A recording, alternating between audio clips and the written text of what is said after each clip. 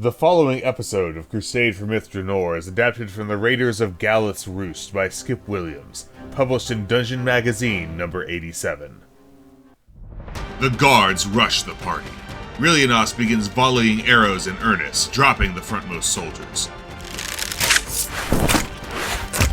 Túrendil charges the last guard approaching from the west, hewing her down with a mighty blow, and calls for his companions to rush to the barracks before their enemies have time to arm themselves.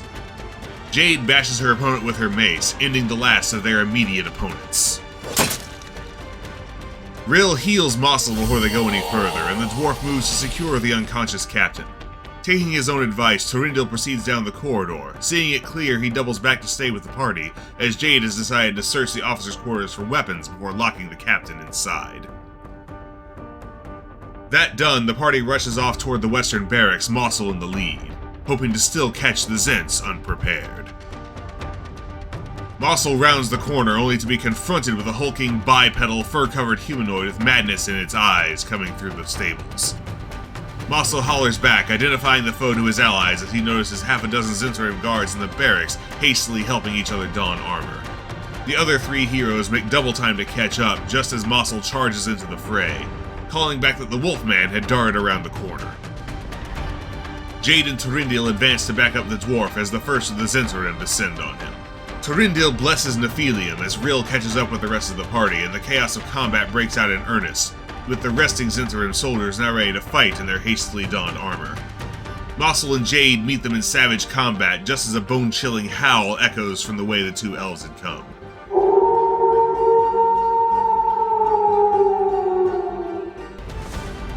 With no sight of the Wolfman, Rilyanasse wastes no time picking off soldiers with a rain of arrows. A trio of vicious, wicked-looking wolves rush around the corner of the stables, howling and snarling as they rush toward Túrendil, even as the Zentarim of the barracks form up ranks with their spears readied, their allies behind them firing crossbows from the back ranks. Almost on cue, the Wolfman rounds the corner, knuckle-running toward the elves. Finally catching sight of the monster, Rilyanasse immediately identifies their foe as a hybrid werewolf. Warning against the curse-carrying bite of the people of the Black Blood, she unleashes two arrows at the biggest perceived threat. His battle instincts kicking in, Massul hugs the corner instead of stepping forward into the Zentarim's telegraphed kill box in the open corridor. Túrendil cuts down the first wolf to leap at him. The remaining lupine predators bouncing off the priest's shield and armor, the werewolf similarly failing to land a clean hit, even as two of the ranger's silver arrows tear through his flesh. Massul deploys a stinking cloud spell from his scroll, nauseating the crossbow and spearmen, creating concealment in the hallway and breaking the Zent's hastily formed ranks. With a brief reprieve from the Zentarim to the west, Massul rushes in to support his elven allies as they trade blows with the wolves. As the rounds of the combat proceed, previously unseen Zentarim mobilize to join the clash. The concerning sound of spellcasting echoes from the direction of the stables as Zent reinforcements arrive, and the werewolf beats a hasty retreat. Rilyanasse cuts their charge short, scoring a devastating critical hit against the lead half-orc. But more flood in to replace them from both sides. Jade intercepts one of the soldiers as they attempt to close with the party's archer, fatally cracking her mace alongside the soldier's head, but more descend on their position. Seeing their situation growing more dire, Massul consumes a potion, doubling in size. The ranks of the Zentarim close in, and the previously retreated werewolf appears suddenly, biting Túrendil. After a hard-fought flurry of daggers, hammers, arrows, swords, and fangs, the werewolf finally falls. The silence of a fight victorious lasts but a single moment as a pressurized blast of heat issues forth, centered near Túrendil, knocking both the priest and the berserker unconscious. This is known in DM culture as a dick move. The crackling of ignited hay from the stables fills the air as Rill creeps over to Túrendil to administer healing, while Jade drinks her own potion. The commanding Zentarim barks orders to troops to take care of the fires and tend the wounded, unaware of Rilyanasse and Jade, as the tabaxi then moves to check their flanks. Rill brings the priest to consciousness first as the voice of the Zent commander draws closer, rousing the servants with sharp words and the swift thud of his boot. Still undetected, the two most injured among the four begin desperately imbibing healing potions.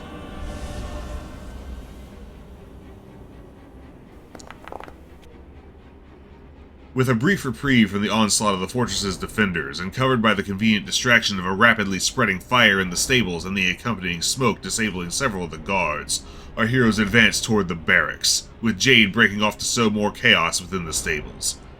Choosing the stall of the prize, far stronger-looking roan stallion that matched the description of a horse reported stolen to the riders of Mistledale, Jade unbars the top of the stable doors, only to be caught off guard as the steed viciously kicks the door, catching her in the chest and sending her prone. The horse prances to the back of his stable, looking smugly proud. Túrendil ascends the stone stairs in the barracks to discover nearly a dozen soldiers, half with ready shortbows, unleashing a volley of arrows at the armored priest, all failing to do any real harm, while those in the back continue to hastily arm and armor themselves. The elves begin cutting down the room's soldiers, with Massul, not to be outdone, wading into the fight alongside them.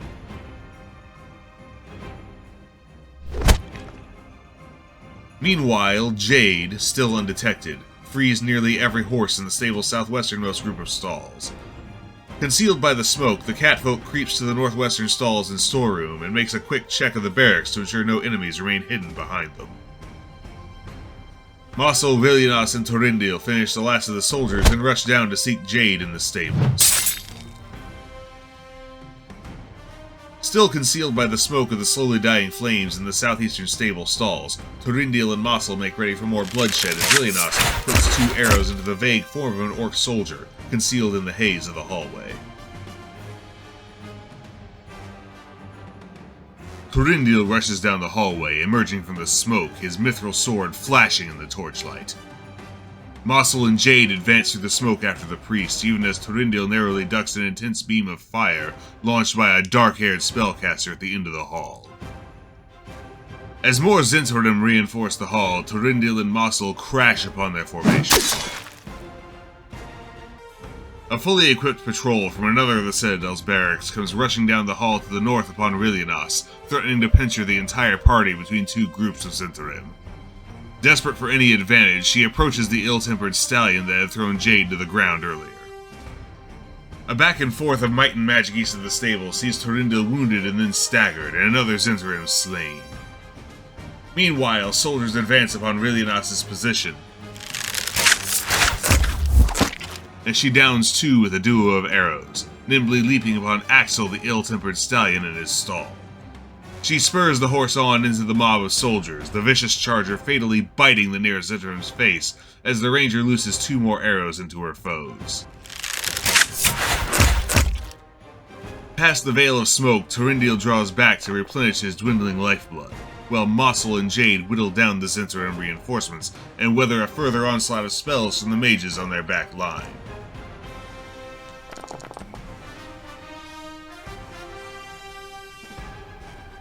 Finally, with their front line broken, Massul wades forward, slaying the Zentrim spellcaster with a critical blow from his hammer, and severely injuring his apprentice who surrenders at the vicious prompting of the warriors who felled his comrades. Thus concludes this episode, but the adventures of the Crusade for Myth Drannor are far from over. Join us next time as the party deals with the aftermath of the fight and prepares to delve the depths below the Citadel. Please like, share, and subscribe, and we will see you for the rest of the adventure.